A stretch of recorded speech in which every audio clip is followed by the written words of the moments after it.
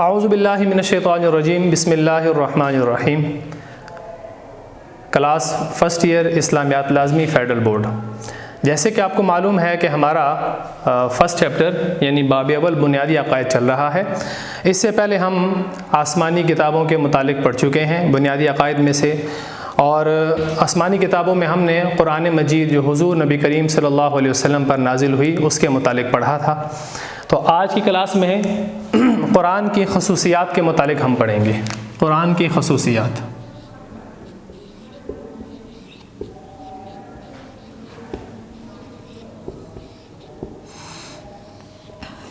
یہ جو ہمارے پاس عنوان ہے، آپ کے سامنے آپ کی کتابیں کھلی ہوئی ہوں گی، تو سب سے پہلے آپ اس کے سامنے نوٹ کر لیں کہ فیڈرل بورڈ کے پاس پیپر میں یہ لانگ کویسچن یعنی تفصیلی سوال گزر چکا ہے۔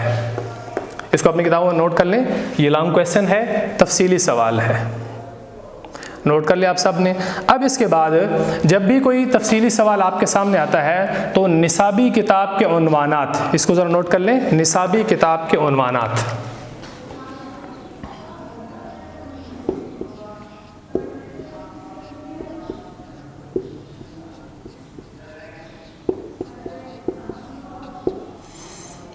آپ کا جو تفصیلی سوال ہونا چاہیے، تو فیڈرل بورڈ میں پیپر چیک کرتے وقت چیک کرنے والوں کو جو عنوانات دیے جاتے ہیں کہ آپ نے ان عنوانات کو ان ہیڈنگ کو سب سے پہلے چیک کرنا ہے۔ اگر بچے نے یہ ساری لکھی ہوئی ہیں تو وہ مکمل نمبر لینے کے، پورے نمبر لینے کا اہل ہو سکتا ہے، اور اگر جو آپ کی ریکمینڈڈ بک ہے فیڈرل بورڈ کی، اس میں جو نصابی کتاب میں عنوانات دیے گئے ہیں، اگر بچے نے اس میں سے کمی کی ہوئی ہے تو پھر وہ مکمل نمبر لینے کا اہل نہیں گردانا جاتا، اس کو شمار نہیں کیا جاتا کہ اس کو پورے نمبر دیے جا سکیں۔ تو سب سے پہلے قرآن کی خصوصیات میں سے آپ اپنی کتاب میں دیکھیے، سب سے پہلی خصوصیت ہے آخری آسمانی کتاب۔ پہلی خصوصیت آخری آسمانی کتاب۔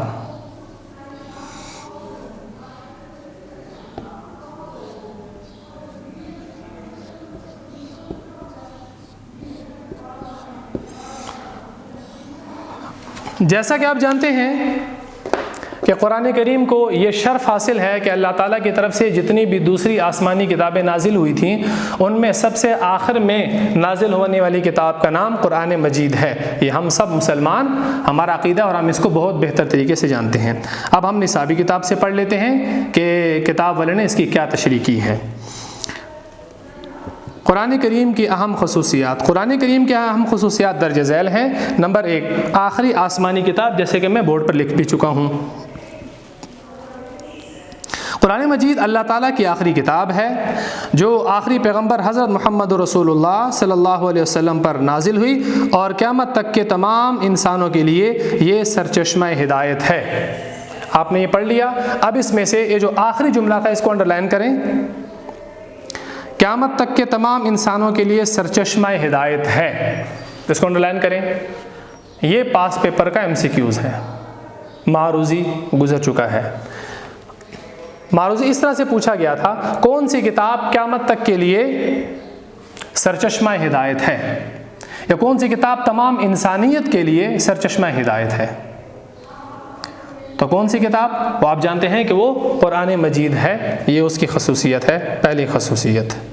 دوسری خصوصیت آپ کی کتاب میں محفوظ کتاب۔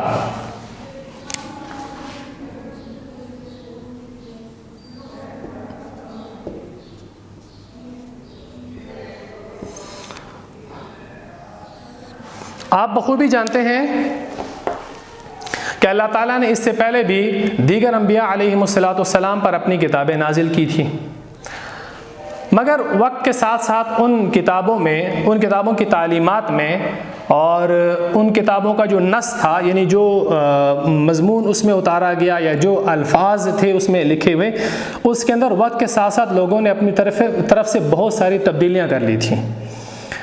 کئی بار جب اس کو کنورٹ کیا ایک سے دوسری زبان میں، ترجمہ در ترجمہ ہوتا چلا گیا، اور بعض اوقات اس میں لوگوں نے اپنی طرف سے چیزوں کو شامل کر لیا، تو وہ کتاب محفوظ نہ رہ سکی، برخلاف قرآن مجید کے کہ غالباً سورہ سورۃ الحجر ہے، اس میں اللہ جل شانہ ارشاد فرماتے ہیں انا نحن نزلنا الذکر وانا لہ لحافظون، بلکہ اس میں کتاب میں لکھا بھی ہوا ہے سورۃ الحجر انا نحن نزلنا الذکر وانا لہ لحافظون، اس قرآن کریم کو ہم نے ہی اتارا ہے، اس یادداشت کو، ذکر کو، نصیحت کو ہم نے ہی اتارا، نازل کیا ہے، اور ہم ہی اس کے محافظ ہیں، حفاظت کرنے والے ہیں، نگہبانی کرنے والے ہیں۔ تو قرآن کریم کی حفاظت کا ذمہ چونکہ اللہ جل شانہ نے اٹھایا ہے، لہٰذا 1400 سال گزرنے کے بعد بھی اب تک یہ کتاب زبر زیر پیش اور ان تمام حروف کے ساتھ موجود ہے، جیسے کہ اللہ جل شانہ نے حضرت جبرائیل علیہ السلام کے ذریعے سے آقا نبی کریم صلی اللہ علیہ وسلم کے قلب اطہر یعنی مبارک دل پر اس کو نازل کیا تھا۔ اب ہم کتاب سے دیکھ لیتے ہیں۔ محفوظ کتاب، چونکہ قرآن مجید قیامت تک کے ہر دور اور ہر قوم کے انسانوں کے لیے رشد و ہدایت کا ذریعہ ہے، اس لیے اللہ تعالیٰ نے اس کی حفاظت کا خاص وعدہ فرمایا۔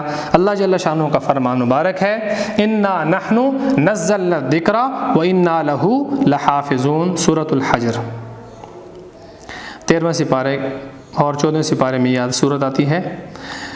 ترجمہ، ہم نے خود اتاری ہے یہ نصیحت اور ہم خود اس کے نگہبان ہیں، اس کی حفاظت کرنے والے ہیں۔ یہی وجہ ہے کہ 1400 سال گزرنے کے باوجود قرآن مجید کا ایک ایک لفظ محفوظ ہے۔ اللہ کی طرف سے اس کی حفاظت کا ایسا انتظام کر دیا گیا ہے کہ وہ ہمیشہ ہمیشہ کے لیے تحریف کا مطلب رد و بدل، کانٹ چھانٹ، گڑ مڈ، ان تمام چیزوں سے محفوظ ہو گیا ہے، جبکہ دوسری آسمانی کتابوں میں بڑا رد و بدل ہو چکا ہے، ان کا بہت سا حصہ ضائع ہو چکا ہے، اور جو باقی بچا اس میں بھی لوگوں نے اپنی طرف سے کئی باتیں شامل کر دیں۔ اب یہ کتابیں کہیں بھی اپنی اصلی شکل میں دستیاب نہیں، جبکہ قرآن مجید اپنے خالص شکل میں اب بھی موجود ہے اور ہمیشہ موجود رہے گا۔ آپ اپنی کتابوں میں جہاں یہ لکھا ہمیشہ موجود رہے گا، اس کے سامنے لکھ لیجئے انشاءاللہ۔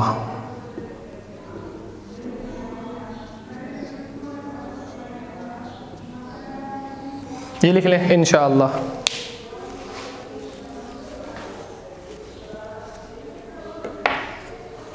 لکھ لیا انشاءاللہ کا مطلب اگر اللہ نے چاہا تو انشاءاللہ یہ قیامت تک کے لیے محفوظ رہے گا۔ وہی بات جو میں نے تھوڑی سی عرض کر دی تھی کہ قرآن مجید کی حفاظت کا ذمہ چونکہ اللہ جل شانہ نے لیا، اس وجہ سے یہ کتاب آج تک محفوظ ہے اور اس کے کسی ایک حرف میں بھی ابھی تک تبدیلی نہیں ہوئی، برخلاف دوسری آسمانی کتابوں کے کہ جس زبان میں اس پچھلی آسمانی کتابوں کو نازل کیا گیا تھا، اس زبان سے دوسری زبانوں میں جب ترجمہ کیا گیا تو ترجمہ در ترجمہ، ترجمہ در ترجمہ، اور یہاں تک کہ جن زبانوں میں آسمانی پچھلی کتابوں کو نازل کیا گیا تھا وہ زبانیں بھی اب دنیا میں موجود نہ رہیں، تو اس کے پڑھنے والے پھر کہاں رہیں گے؟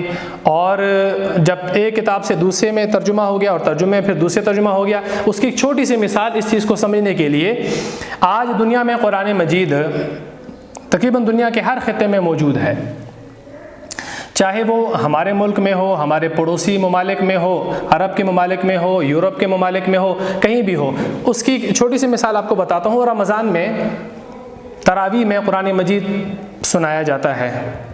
اب آپ قرآن مجید کو چاہے ٹیلی ویژن کے ذریعے سے، چاہے انٹرنیٹ، یوٹیوب، فیس بک کے ذریعے سے، یا چاہے پی ٹی وی کے سرکاری جو چینل ہے اس کے ذریعے سے، کہیں سے بھی آپ قرآن مجید کو سننا چاہیں گے تو ایک حافظ صاحب قرآن کو جیسے پڑھ رہا ہوگا، دنیا کے کسی دوسرے کنارے میں بھی قرآن مجید کو حافظ صاحب ویسے ہی پڑھ رہا ہوگا، ایک کا دوسرے سے قرآن مختلف نہیں ہوگا۔ یہ اس بات کی حقانیت کی دلیل ہے کہ دنیا کتنی ہی پھیل کیوں نہ جائے، دنیا میں کتنی زیادہ مخلوق کیوں نہ آ جائے، وعدہ الہی جو اللہ تعالیٰ کا قرآن مجید کی حفاظت کا تھا وہ ہمیں نظر آتا ہے۔ پہلے زمانوں میں جب دوسرے علاقوں تک معلومات اتنی جلدی نہیں پہنچ پاتی تھیں، اس زمانے میں تو شاید یہ شک کیا جا سکتا تھا کہ شاید دنیا کے کسی دوسرے کنارے میں قرآن کو کسی دوسرے طریقے سے شاید پڑھا جاتا ہو یا اس سے مختلف ہو، لیکن آج کی آئی ٹی کی دنیا نے یہ بات ثابت کر دی کہ ہم اس وقت بیٹھے ہوئے ہمارے ہاتھ میں جو موبائل ہو، ہمارے سامنے کمپیوٹر ہو، ہم اس میں انٹرنیٹ کی سہولت سے دنیا کے کسی کونے میں بھی جو قرآن کریم پڑھا جا رہا ہے یا پڑھایا جا رہا ہے یا سنا جا رہا ہے وہ تمام کا تمام ایک ہی ہے، اس میں ایک زبر زیر پیش کا بھی فرق نہیں۔ تو یہ محفوظ کتاب آپ کو سمجھ آ گیا۔ اس حوالے سے ایک دوسری بات وہ یہ کہ ہمارے پاس ہمارے ملک میں موجود زبانوں میں دوسری آسمانی کتابیں جو پہلے نازل ہوئی تھیں وہ کسی صورت میں موجود ہیں، یعنی اگر آپ کہیں کہ تورات، زبور، انجیل، تو ہمارے ملک پاکستان میں یہ کتابیں موجود ہوتی ہیں، ملتی ہیں، آپ ڈھونڈیں گے تو آپ کو مل جائے گی، لیکن وہ آپ کو کس زبان میں ملے گی؟ یا آپ کو وہ انگریزی، انگلش زبان میں ملے گی، یا آپ کو وہ اردو یعنی ترجمہ ملے گا، یا آپ کو وہ عربی یا کسی دوسرے زبان میں ملے گی۔ تو کیا وہ کتابیں اردو میں نازل ہوئی تھیں، یا وہ کتابیں انگریزی میں نازل ہوئی تھیں، یا وہ کتابیں عربی میں نازل ہوئی تھیں؟ سوال نہیں، قطعاً نہیں، وہ ان زبانوں میں نازل نہیں ہوئی تھیں۔ تو اس سے بات ثابت ہوتی ہے کہ ہمارے پاس جو آج پچھلی آسمانی کتابیں موجود بھی ہیں تو وہ ترجمہ در ترجمہ ہے، اور آپ بخوبی جانتے ہیں کہ ہم قرآن مجید جو کہ جس زبان میں، عربی زبان میں نازل ہوا، ہم اسی زبان میں ہی قرآن کو قرآن کہتے ہیں۔ جب ہم اس کا ترجمہ کرتے ہیں کسی بھی دوسری زبان میں تو ہم اس کو اس وقت قرآن نہیں کہتے، ہم اس کو قرآن کا ترجمہ کہتے ہیں۔ قرآن ہم اسی زبان کو کہتے ہیں جس زبان میں اللہ تعالیٰ نے اس کتاب کو نازل کیا تھا، یعنی عربی زبان میں۔ تو محفوظ کتاب سمجھ آ گیا۔ اگلی صفت، تیسری صفت، زندہ زبان والی الہامی کتاب۔ زندہ زبان والی،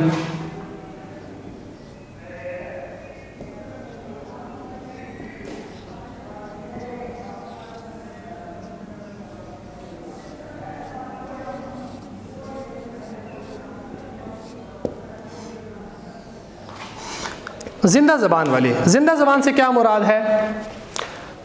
وہ زبان جو بولی جاتی ہو، پڑھی جاتی ہو، لکھی جاتی ہو، جس کا وجود انسانوں کے درمیان موجود ہو، بولنے سے، لکھنے سے، پڑھنے سے، سننے سے، سنانے سے، وہ زبان زندہ زبان کہلاتی ہے۔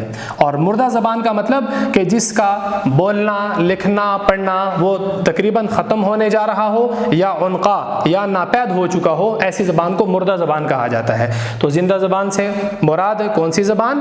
کہ جس زبان کا بولنا، لکھنا، پڑھنا اور لوگوں کے درمیان اس کا رواج میں موجود ہونا ہو، اس زبان کو ہم زندہ زبان کہتے ہیں۔ اب ہم دیکھتے ہیں، اور الہامی اللہ تعالیٰ کی طرف سے۔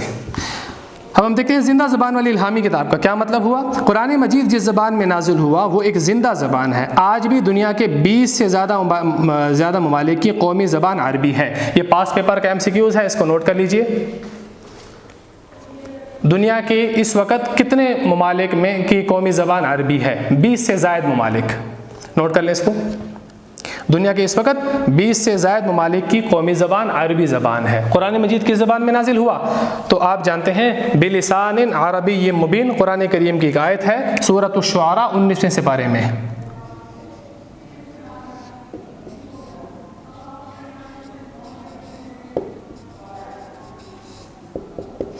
اللہ جل شانہ سورۃ الشعراء میں ارشاد فرماتے ہیں بلسان عربی مبین، ہم نے اس قرآن مجید کو عربی واضح زبان میں اتارا ہے، نازل کیا ہے۔ بلسان عربی مبین، ہم نے اس قرآن مجید کو، اور ایک اور مقام پہ اللہ تعالیٰ فرماتے انا انزلناہ قرآنا عربیا، ہم نے اس قرآن کو عربی زبان میں اتارا ہے، نازل کیا ہے۔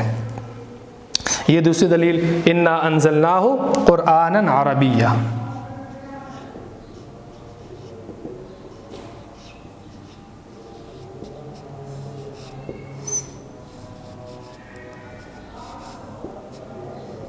آیت یہاں مکمل نہیں ہوتی، آیت اس کے بعد بھی ہے، میں نے صرف یہاں تک بتا دیا انا انزلناہ قرآنا عربیہ، ہم نے قرآن کریم کو عربی زبان میں نازل کیا ہے، اتارا ہے۔ قرآن مجید جس زبان میں نازل ہوا وہ ایک زندہ زبان ہے۔ آج بھی دنیا کے 20 سے زائد ممالک کی قومی زبان عربی ہے، اور یہ زبان دنیا کے واحد چند بڑی زبانوں میں سے ایک ہے، جبکہ پہلی آسمانی کتابیں جن زبانوں میں نازل ہوئی تھی وہ مردہ ہو چکی ہیں۔ میں نے آپ کو شروع میں بتایا تھا کہ زندہ زبان سے کیا مراد ہوتا ہے، مردہ زبان سے کیا مراد، کہ جس کا لکھنا، پڑھنا، بول چال انسانوں کے درمیان سے ختم ہو چکا ہو یا ختم ہونے جا رہا ہو، مردہ زبانیں کہلاتی ہیں۔ وہ مردہ ہو چکی ہیں جن کو سمجھنے والے بہت ہی کم لوگ ہیں۔ تو آج کے سبق میں ہم نے قرآن مجید کی خصوصیات میں سے پہلی 3 خصوصیتیں پڑھی ہیں۔ آخری آسمانی کتاب قرآن کریم ہی ہے محفوظ کتاب، اس کی قرآن کی حفاظت کا ذمہ اللہ تعالیٰ نے لیا ہے، اور زندہ زبان والی الہامی کتاب کہ جس زبان میں اللہ تعالیٰ نے قرآن کو نازل کیا ہے وہ آج بھی محفوظ ہے، اور اس کی زبان ہے وہ آج بھی بولی جاتی ہے، پڑھی جاتی ہے، لکھی جاتی ہے۔ انشاءاللہ اگلی کلاس میں ہم قرآن مجید کی اگلی خصوصیات کو بیان کریں گے۔ السلام علیکم۔